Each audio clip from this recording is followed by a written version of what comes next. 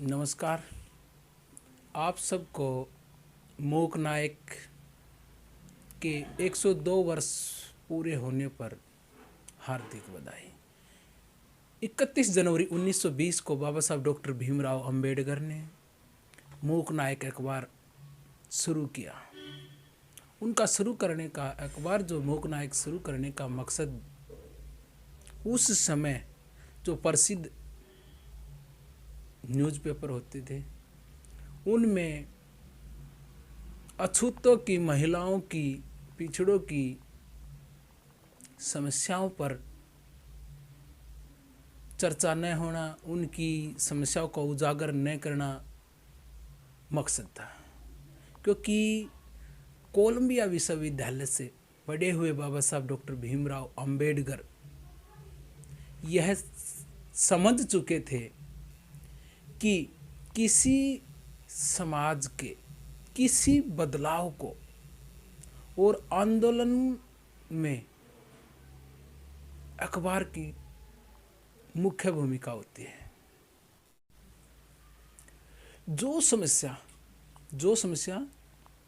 100 साल पहले थी वो समस्या आज भी कायम है। अगस्त 2019 में ऑक्सफैम और न्यूजीलैंडरी ने भारत की मीडिया पर एक विश्लेषण कर रिपोर्ट तैयार करी, जिसमें उस रिपोर्ट के मुताबिक भारतीय न्यूज रूम के 121 वरिष्ठ पदों में से 106 सवर्ण समाज से आते हैं। 106 सवर्ण समाज से आते हैं, 5 पिछड़ी जातियों से आते हैं और 6 अल्पसंख्यक समाज से आते हैं। टीवी पर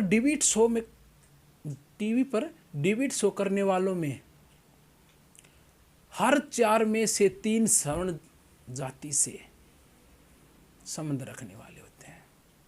prime time TV debate show में 70% सवर्ण समाज से आते हैं।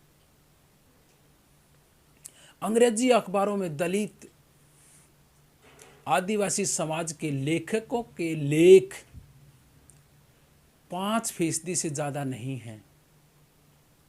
हिंदी अखबारों में 10% तक हैं। न्यूज़ वेब पोर्टल में करीब 72% लेख सवर्ण समाज के लेखकों के होते हैं। पत्रिकाओं की 972 कवर स्टोरी में 12 कवर स्टोरीज में से 10 स्टोरीज जाति से संबंधित विषयों पर होती हैं। इसलिए ये रिपोर्ट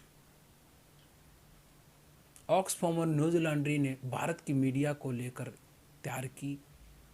आज की डेट में ये स्थिति है 2019 में जो ये रिपोर्ट जाहिर की अगस्त में। इसीलिए बाबा साहब डॉक्टर भीमराव अंबेडकर ने मूक नायक शुरू किया। 102 वर्ष बाद भी मूक नायक की अहमियत को नकारा नहीं जा सकता। उस समय पर बाबा साहब का एक रियल BBC न्यूज़ को इंटरव्यू दिया था बाबा साहब ने। हम आपको वह दिखाने का काम करते हैं कि किस प्रकार से सवाल और जवाब उस समय के BBC न्यूज़ से बाबा साहब की बातचीत हम आपको दिखाते हैं। जी। Democracy is going to work in India. No. Except in a formal sense, if you want.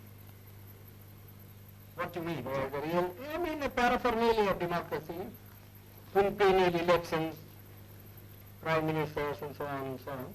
Well, but elections are very important. No. Elections are important provided they produce really good men. But aren't they important because they allow you to change a government? I mean, it's better to change peaceably than have bloodshed. Yes, but who has got the idea, you see, that voting means change of government? Nobody has. People have no consciousness. And our electoral system, you see, is of a sort which never allows a man to choose the candidate. Now, for instance, the Congress went and said, vote for what? Vote for Bullock. Yes. Isn't it? Yes. Well, the man never cared who represented the Bullock. Though it was a donkey who represented the Bullock, you see, or a very educated man who represented the Bullock, he simply voted for the Bullock. Well, but that's common to many party systems. But what do you mean by, in a formal sense? You mean that in a fundamental sense, Democracy will not work. For the simple reason, we have got a social structure which is totally incompatible with parliamentary democracy. what do you mean that it's based on equality, inequality, or? Yes, it is based on inequality. And therefore, unless you can get rid of the caste system, you don't think The social structure got to be altered. I am quite prepared to say, well, it will take some time for the social structure to be altered if you want to do it in a peaceful way. Yes. You see?